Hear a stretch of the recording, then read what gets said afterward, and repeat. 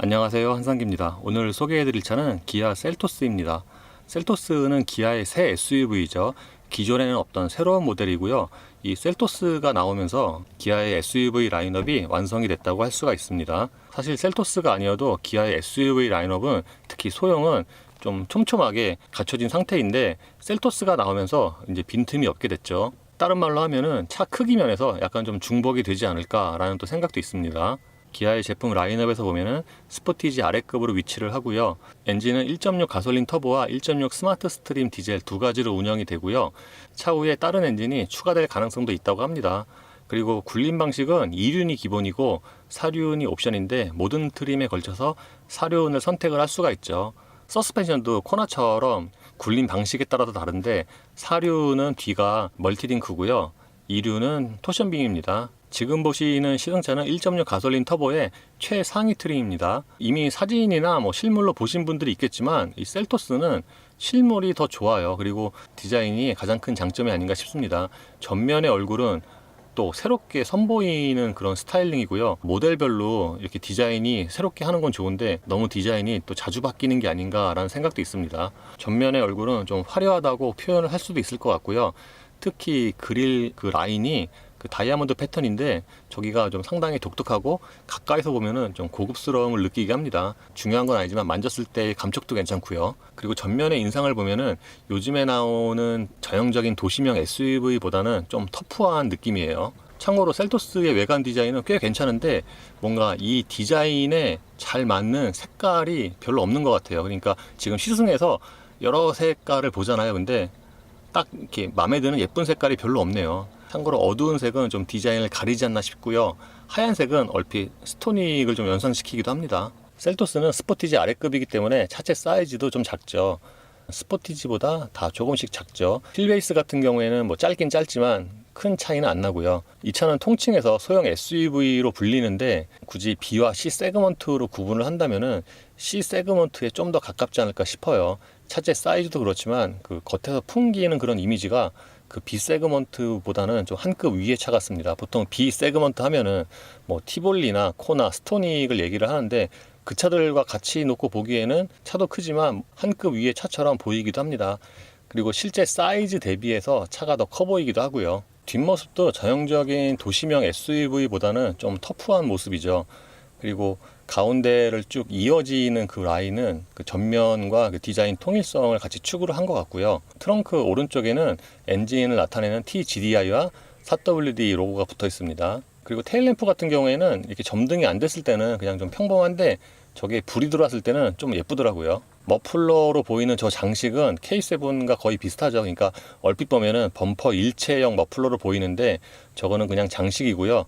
머플러는 그 범퍼 아래쪽에 바닥을 향해 있죠. 요즘에는 이런 타입의 디자인이 점점 유행을 하고 있는 것 같아요. 타이어는 금호 타이어의 마제스티 9 솔루스, 사이즈는 235에 45와 18입니다. 이 18인치 휠 타이어는 굉장히 좀 튼튼해 보이는 그런 디자인이고요. 가운데 저 휠캡도 빨간색으로 액센트를 줬죠. 그리고 이 차 엔진 출력을 생각을 하면은 18인치가 적당해 보입니다. 셀토스의 실내를 사진으로 처음 봤을 때, 급에 비하면 꽤 괜찮게 디자인이 나왔다라고 생각을 했거든요. 근데 실제로도 그러네요. 이번 시승에서는 색깔을 여러 가지 봤는데, 투톤이 들어간 게 그 올 블랙보다는 좀 더 괜찮은 것 같아요. 사진으로는 미처 확인이 안 되는 것 중에 하나가 이 소재인데, 디자인은 급에 비해서 괜찮다고 생각이 되지만, 그 전반적인 실내 소재는 그냥 딱 급에 맞는 것 같아요.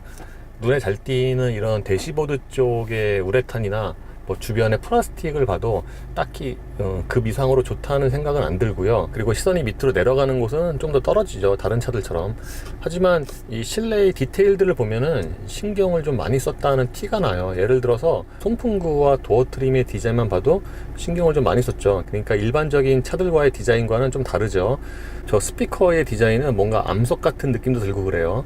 참고로 기아차에는 이 보스 오디오가 처음으로 쓰인 거라죠. 아마 사양은 조금 다르겠지만 소나타와 비슷하지 않을까 싶습니다. 모니터는 돌출형 타입이 적용이 됐고요. 확실히 돌출형이 그 메리평보다 기본적인 높이가 있다 보니까 눈에는 좀 더 잘 들어옵니다. 시트 포지션을 가장 낮춰도. 그리고 이 조립 품질은 꽤 우수한데, 이렇게 좀 잡고 흔들어 봐도 소리가 거의 안 나요.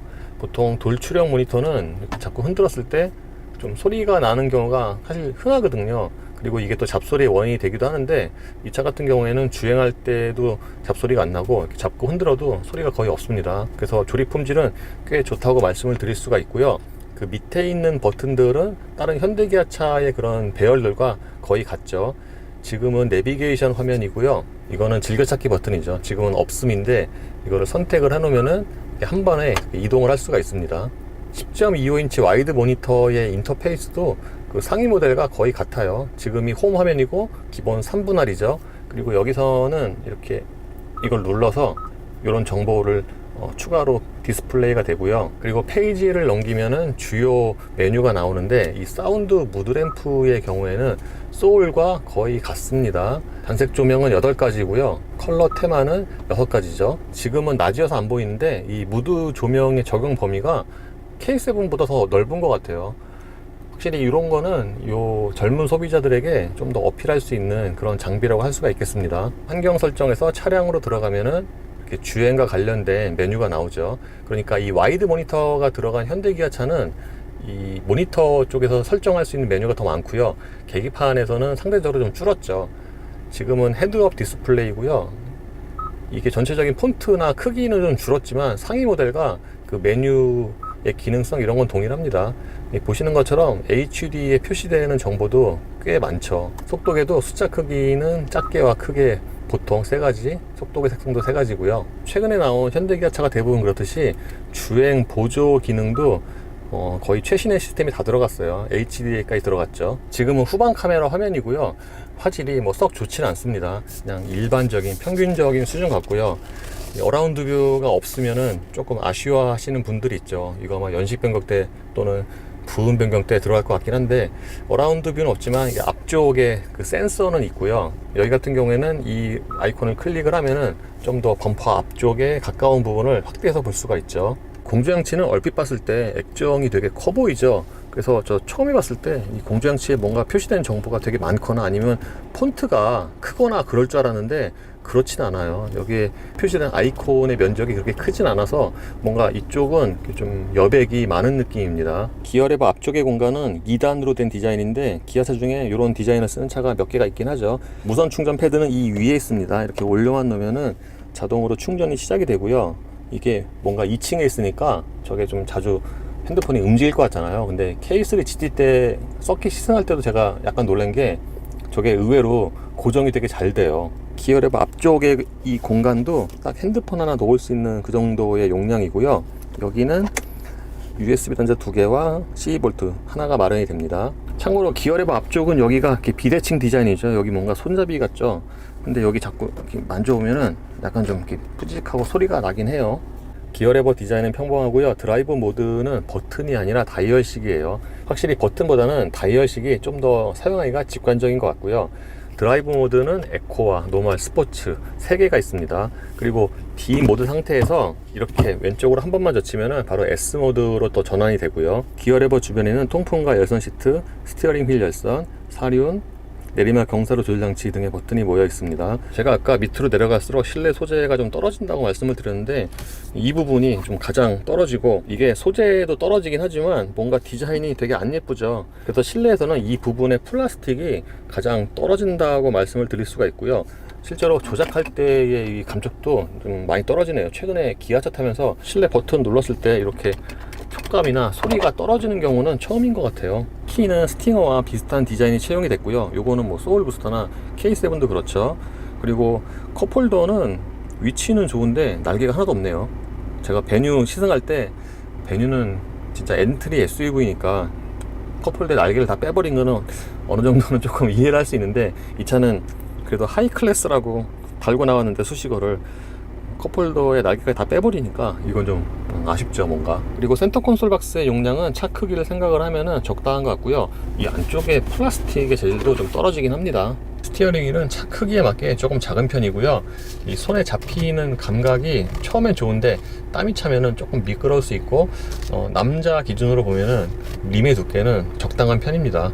스티어링 휠에 따로 패들 시프트는 없고요. 이 차가 1.6 터보에 주행 성능이 좀 스포티하거든요. 그래서 그걸 생각을 하면은 뭔가 패들 시프트도 있어야 될 것 같은데 그건 없네요.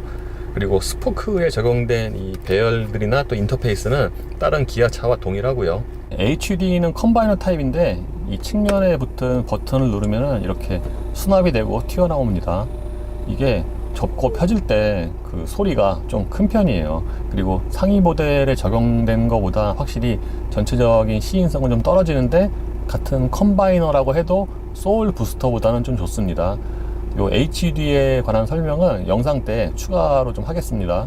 시트는 등이 닿는 부분의 넓이는 충분한데 쿠션은 성인 남자 기준으로 조금 짧을 수 있어요. 저한테는 조금 짧더라고요. 좌우의 폭은 넉넉하고요. 그리고 이 차의 시트 가죽이 조금은 좀 뻣뻣이 아니라 딱딱하게 느껴져요. 이게 아마 쿠션이 좀 딱딱해서 그런 것 같은데 어쨌든 시트에 적용된 가죽의 질은 그렇게 좋은 편은 아닙니다. 그리고 시트 밑에 공간이 지금 보이시는지는 모르겠지만 기본적으로 이 시트 포지션이 좀 높아요. 그래서 운전석을 가장 낮게 해도 약간 좀 껑충한 그런 시야가 나옵니다. 아까 말씀드린 것처럼 이 도어 트림은 얼핏 보면 단순한데 이런 스피커 디테일은 꽤 멋있어요. 그래서 이 부분은 좀 신경을 좀 많이 쓰지 않았나 싶습니다. 그리고 유리는 운전석만 상하형 모드 원터치예요. 2열의 레그룸은 성인 남자가 앉기에는 약간 좀 부족할 수 있어요. 제 기준으로 무릎과 앞시트 사이에 주먹 2개가 꽉 끼게 들어가거든요. 이거는 스포티지보다는 당연히 작고요. 이 니로와 약간 좀 비슷한 게 아닌가 싶어요. 반면에 이 차가 시트를 이렇게 뒤로 넘길 수가 있잖아요. 가까운 쪽의 시트는 뒤로 최대한 뉘인 상태인데 이럴 경우에는 그 무릎 공간은 뭐 동일하지만 전체적인 거주성이 훨씬 더 좋게 느껴집니다. 확실히 2열 시트의 거주성에서 등받이 각도가 차지하는 부분이 꽤 크죠. 그리고 머리 공간도 주먹 하나가 넉넉하게 들어갈 정도로 여유가 있는 편이고요. 이 차가 4WD라서 이렇게 가운데 부분이 좀 불룩 솟아있죠. 그래서 가운데 앉은 사람은 좀 발이 불편할 수 있고요. 아까 말씀드린 것처럼 1열 시트 밑으로 이렇게 신발이 매우 넉넉하게 들어가는데 들어가고도 이 밑에 이렇게 푹 꺼져 있어요. 그래서 기본적으로 이 차는 1열 시트가 좀 높은 거죠. 2열 승객을 위해서는 이 뒤에 USB 단자 하나 마련이 되어 있고요. 옆에 자그맣게 수납 공간도 있네요. 그리고 이 차를 B세그먼트 SUV라고 규정을 한다면 2열에 송풍구가 있는 거는 어떻게 보면 또 큰 장점이죠. 보통 소형 SUV에는 2열에 송풍구가 없는 경우가 되게 많거든요. 2열의 열선은 2단계고요. 유리는 요만큼 남습니다. 그리고 컵홀더는 암레스트에 있고요. 트렁크 개폐는 모두 수동이고요. 전고가 있다 보니까 좀 높이 열리는 편이죠. 셀토스의 트렁크 용량은 꽤 큽니다. 트렁크 기본 용량이 498리터니까 스포티지와 거의 비슷하죠. 스포티지가 503리터, 그러니까 5리터 차이입니다. 이 트렁크는 바닥이 조금 높게 느껴지고요. 이 커버를 드러내면은 이 밑에 또 추가적인 수납 공간이 있습니다. 2열 시트는 6대4로 폴딩이 가능하고요. 모두 접으면은 꽤 큰 공간이 생깁니다. 그리고 트렁크 바닥에서 2열 시트 등받이가 약간 좀 층이져 있네요. 예, 에어컨이나 통풍은 끈 상태에서 공회전 때 소음은 꽤 조용한 편이에요. 그러니까 기본적인 엔진 소리는 들리지만 그 음색이 또는 볼륨이 그렇게 신경 쓰일 정도는 아니고요. 이게 소울 부스터랑 약간 같은 얘기인데 주행 중에 들리는 그 엔진 소음에 비해서 공회전 때의 정숙성은 꽤 좋은 편입니다. 결론부터 말씀을 드리면 주행할 때 그 엔진 소리가 또는 방음이 그렇게 또 좋은 편은 아니고요. 어느 정도는 엔진 사운드를 좀 이렇게 살리는 그런 세팅입니다. 다른 말로 하면 방음이 부족하다고 할 수도 있죠. 진동 같은 경우에도 거의 느껴지지가 않네요. 이 운전대나 시트로. 가솔린 엔진도 진동이 있는 경우가 많은데 공회전에서 이 차는 에어컨 끈 상태에서는 진동이 거의 없고요. 반대로 에어컨을 키면은 아무래도 진동이 조금 생기긴 하는데 이게 그렇게 아주 신경 쓸 정도는 아닙니다. 이 차의 파워트레인은 1.6L 가솔린 터보와 7단 듀얼 클러치로 조합이 됩니다. 이게 코나와 같이 쓰는 엔진인데 결론부터 말씀을 드리면 이 셀토스 크기의 SUV에는 충분한 동력 성능을 제공을 하고요. 이게 같은 조건이 아니어서 좀 맞비교하기는 어렵지만 느낌상으로는 같은 엔진의 코나 1.6 터보 4WD보다 조금 더 잘 나가는 느낌이 있어요. 현대기아의 7단 듀얼 클러치는 저속 또는 저회전에서 조금 울컥거리는 그런 느낌이 있잖아요. 이게 모델에 따라 조금 다르긴 한데 최근에 샀던 차들은 그렇게 초기에 발생했던 그런 울컥거림을 많이 잡은 상태더라고요. 예를 들어서 i30 N9도 그렇고 소울 부스터도 그렇고요. 이 차 역시도 저속에서 그런 울컥거림 또는 이렇게 움찔하는 그런 느낌이 꽤 많이 줄였어요. 저속이나 저회전에서 그런 느낌이 거의 느껴지지가 않습니다. 그래서 이거 역시도 미리 말을 안 해준다면 이게 듀얼 클러치인지 자동 변속기인지 알기는 조금 힘들지 않을까. 반대로 좀 조용한 곳에서 움직일 때는 이게 수동 기반이잖아요. 그런 좀 기계적인 소리가 조금 있긴 한데 그것도 이렇게 아주 신경 쓸 정도는 아니고요. 초반에 말씀드린 것처럼 이 차는 엔진 소리를 어느 정도는 허용을 해요. 다른 말로 하면 이제 방음이 부족한 건데 이렇게 저속에서 한 2000rpm, 3000rpm 그 사이에서 그 들리는 엔진 그 소리가 약간 좀 독특하네요. 사실 이 1.6 터보는 출력은 조금 다르지만 되게 여러 차에 쓰이고 있잖아요. 현대기아 차에. 근데 이런 소리는 기존에는 좀 못 들어본 것 같은 음색인데 이 차는 그 엔진이 돌아갈 때의 그 소리가 고회전을 많이 안 쓰더라도 좀 약간 좀 독특합니다. 그리고 고회전을 사용할 때는 당연히 엔진 소리가 커지는데 그 음색은 좀 굵은 편이에요. 굵고 좀 넓게 퍼지고 그리고 실내로 들어오는 음량도 많고요. 그래서 이 차의 주행 느낌을 결론적으로 말씀을 드리면은 좀 스포티하죠. 전체적으로 엔진뿐만 아니라 이 하체까지도. 하체 같은 경우에는 탄탄보다는 단단해요. 보통 하체의 느낌을 표현하는 그 형용사가 몇 개가 있잖아요. 근데 이 차는 그 탄탄보다는 좀 단단에 가깝지 않나 싶습니다. 왜냐하면은 방금 같은 요철 구간 지날 때 이렇게 타사삭 하고 지나가는 그 느낌이 그 첫 충격이 되게 직접적으로 빨리 오거든요. 근데 충격으로 인한 여지는 되게 빨리 사라지고 그래서 하체가 단단하지만 저는 승차감이 좋다고 느끼고요. 특히 이게 젊은 소비자에게는 좀 스포티하다고 받아들일 수도 있을 것 같아요. 그리고 역시 노면 소음도 어느 정도는 올라오는 편입니다. 이게 뭐 속도가 100 이상이 아니더라도 한 60? 이 정도만 돼도 그 타이어 소리가 좀 잔잔하게 들어오죠. 그래서 전체적으로 보면은 방음이 썩 좋은 차는 아니고요. 좀 스포티하게 그렇게 달릴 수 있는 소형 SUV가 아닌가 싶습니다. 코나나 소울 부스터 그리고 이 차까지도 지금 가솔린 엔진이 얘가 지금 하나밖에 없잖아요. 그래서 굳이 이렇게 1.6 터보 117마력 왜냐면 좀 이 사이즈는 동력 성능이 약간 좀 과하다라고 좀 느끼는 그런 수준이거든요. 그래서 이거보다 좀 작은 엔진이 있으면 더 좋지 않을까 싶어요. 이 차 처음 받아서 나올 때 이렇게 천천히 빠져나오잖아요. 그 운전할 때의 그 첫 느낌은 차가 좀 가볍다예요. 그러니까 가속 페달 조금씩 밟고 다녀도 차가 좀 되게 쉽게 움직여요. 그러니까 전체적으로 좀 거동이 가볍죠. 하체는 단단하고 차체는 좀 거동이 빠르고 그런 첫 느낌이었는데 실제로 좀 더 가속을 해보면은 이게 약간은 좀 꽝터보 같은 그런 느낌?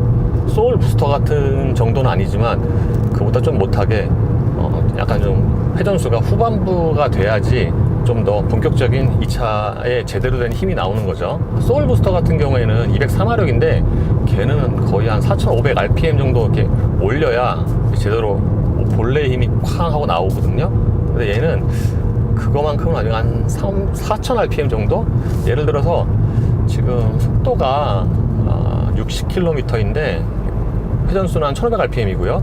이때 가속 페달 끝까지 밟으면은 순간적으로 탁 하고 3000rpm까지는 금방 올라가는데 거기서 잠시 힘을 모았다가 그 후에 이제 힘을 받으면 그때 돼서야 좀 더 강하게 나가죠.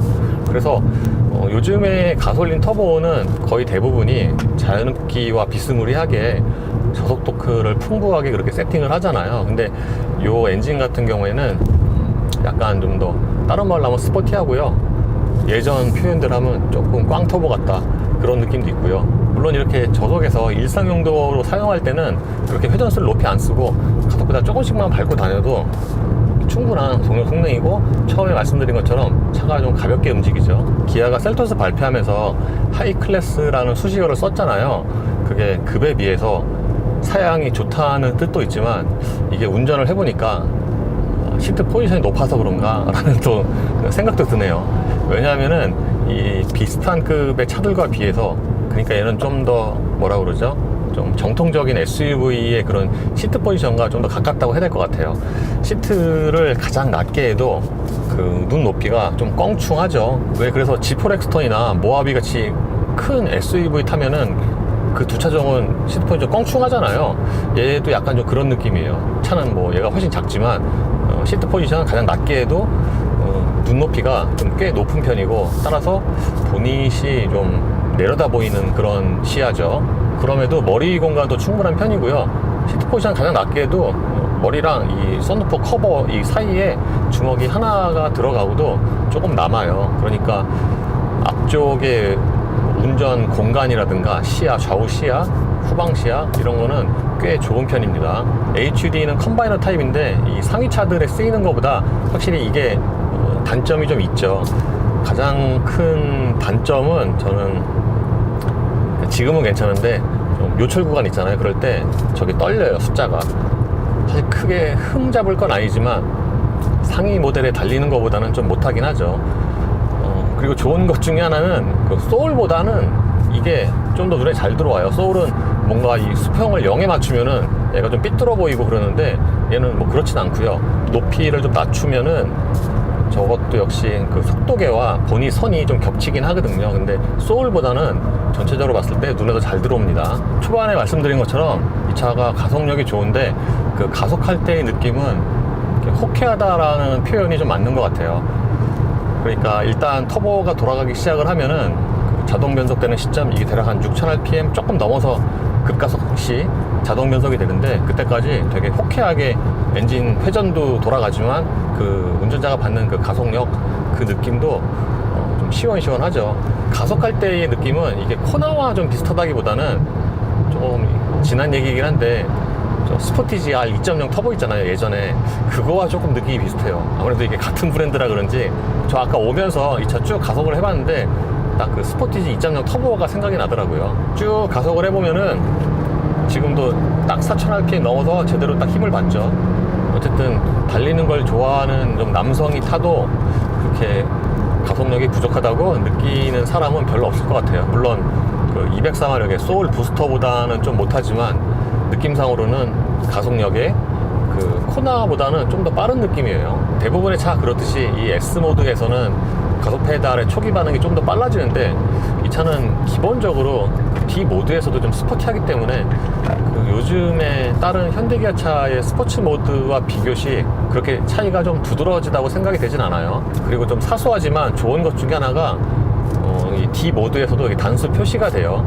사실 현대기아차 중에 D 모드에서 단수 표시가 되는 차가 그렇게 많지가 않잖아요. 지금은 고속도로라서 크루즈 컨트롤을 켜고 이 운전대 버튼을 누르면은 여기 녹색으로 운전대 버튼 들어오고 동시에 HDA로 같이 표시가 되죠. 확실히 고속도로 HDA 상태에서는 좀 더 유지 시간이 길고요. 물론 이것도 직선이냐 곡선이 또 얼마나 섞여 있냐에 따라서 유지 시간은 좀 달라지죠. 차선 중앙을 지키는 능력은 뭐 상위 모델과 비교해도 거의 차이가 없는 것 같고요. 그리고 이 차는 4WD고 계기판에 그 앞뒤 토크 배분이 같이 표시가 되는데 시속 100km에서의 그 앞뒤 토크 배분 크루징 시는 대략 한 7대3 정도 되네요. 정지 상태에서 급가속을 할 때는 어느 정도 속도가 붙을 때까지 그 뒷바퀴와 앞바퀴가 거의 한 5대5 정도가 되고요. 공회전 때는 이 차 진동 대책이 좋다고 말씀을 드렸잖아요. 주행할 때도 마찬가지긴 한데 그러니까 어느 정도 회전수를 써도 진동이 늘어나고 그러진 않아요. 근데 풀 가속을 하면은 풀 스로틀 상태 가속 페달 끝까지 밟으면은 이 발로 진동이 전해지죠. 이게 가속 페달 쪽에서만 진동이 올라오는 게 아니라 이 운전자 쪽 이 바닥 있잖아요. 이 전체에서 진동이 좀 생겨요.